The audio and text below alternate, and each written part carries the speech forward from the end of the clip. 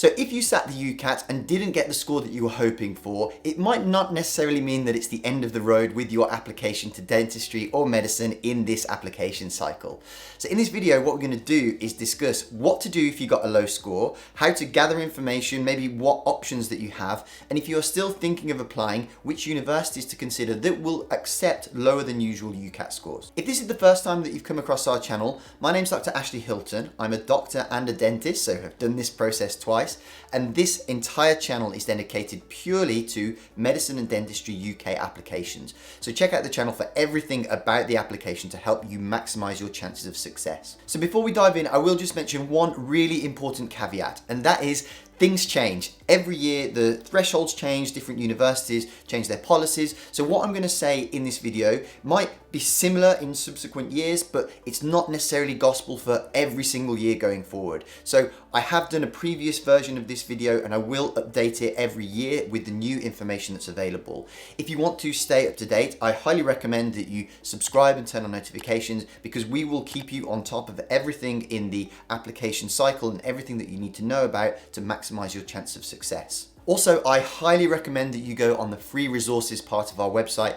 where we give you loads of free guides and just really useful up-to-date information to help you master your application. So firstly, let's define what a low UCAT score actually is.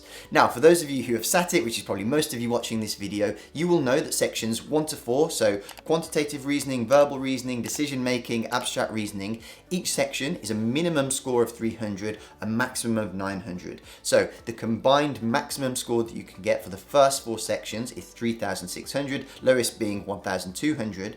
Now, last year, and really for the last 3 years, the average has been typically around 2,500. So that means per section, an average of 625. Now the last 3 years, so last year it was exactly 2,500, the year before I think it was one below, and the year before that I think it was just one above. So very, very close to that mark, and it's not deviated that much year on year. Now in a moment, we're going to go on to specific universities that you might want to consider if you're in that average or below average score category.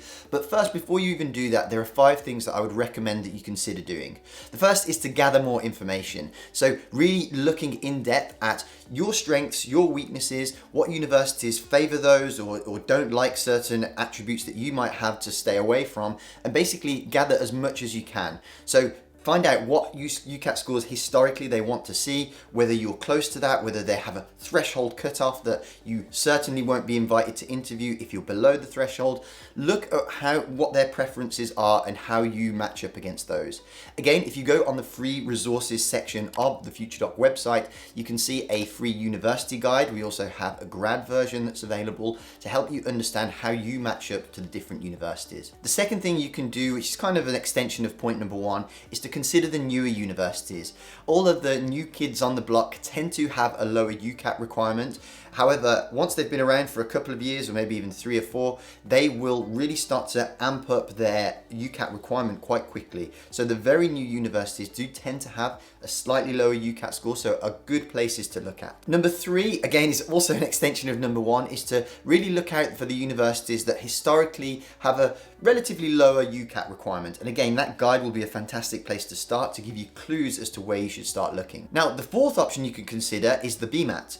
At the time of recording in 2023, October 18th, 2023 is going to be the very last ever sitting of the BMAT. So if you are considering it, it is really the time to do it, because after that they haven't announced quite yet what they're going to be doing in its place. Some universities are just going to adopt the UCAT. Probably the Oxbridge universities are likely to create their own sort of exam. But it's really important, if you have looked into the BMAT and feel like you're the kind of person that could score well on it, this is your last chance to use that to your advantage. And if you want to find out more about how you can get help on the BMAT and help you get that score that you want, you can check out this video here. But something really worth considering as the final chance to do that. Similarly, if you're a grad, the GAMSAT is always an option. Now that is going to be around for a while and that's not showing any signs of going anywhere, but it's still a fantastic option if you're applying to graduate entry medicine and you want to open up the options, it pretty much doubles the number of options available to you for the 4-year course if you do the GAMSAT and get a decent score. And the fifth and final thing that you could consider doing is taking a gap year. Now, this is not necessarily something that people are always happy about doing, but I did a gap year myself. I got in on my first attempt, but I deferred my entry so that I could spend a year traveling and doing some volunteering and all sorts of stuff. And it was probably one of the best ways to prepare me for university by getting a bit of life experience that I took into university. And it served me very well. Now, also, it will give you a chance to rethink everything about how you've approached the application. Sometimes you'll be going in with a lot less pressure on you because you can really just focus on that. You won't have school or exams or whatever it is that you were doing at the time.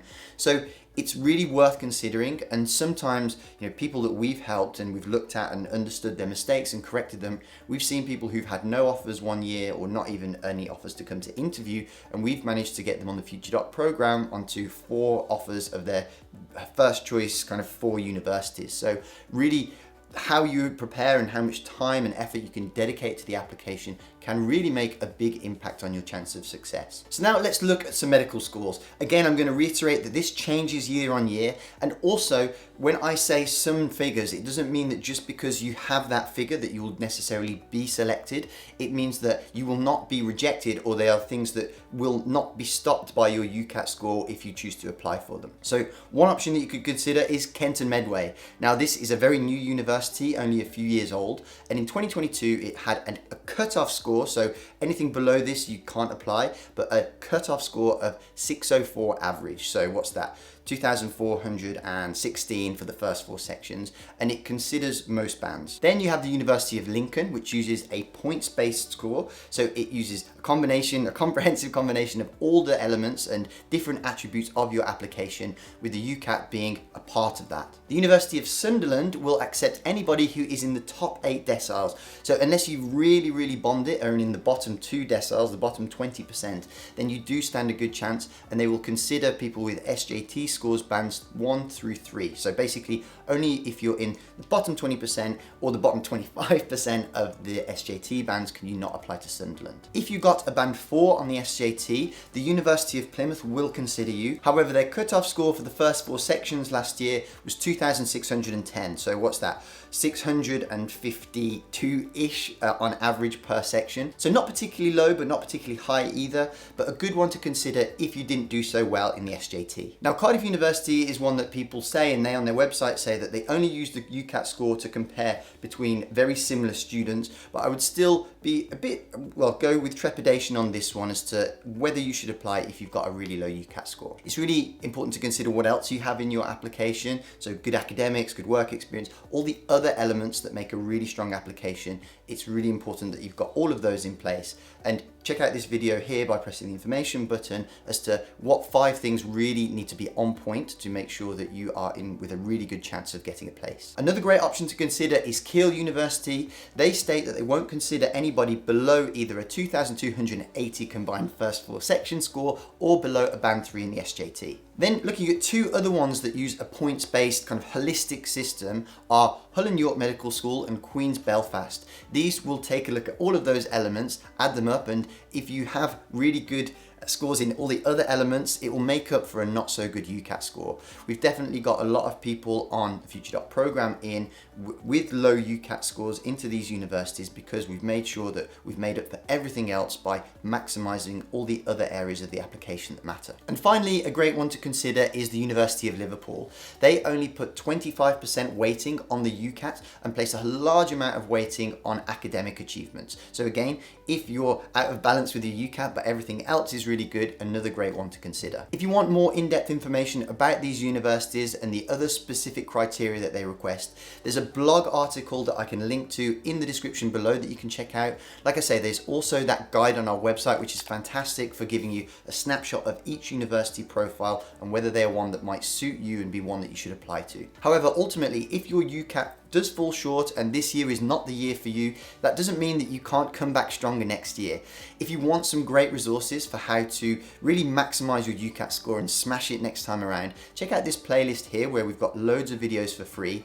Or if you would like our help, I still to this day, every day get an email for how great our UCAT course is and how it's helped people achieve the score that they wanted. So if you want to find out more about that, check that out here.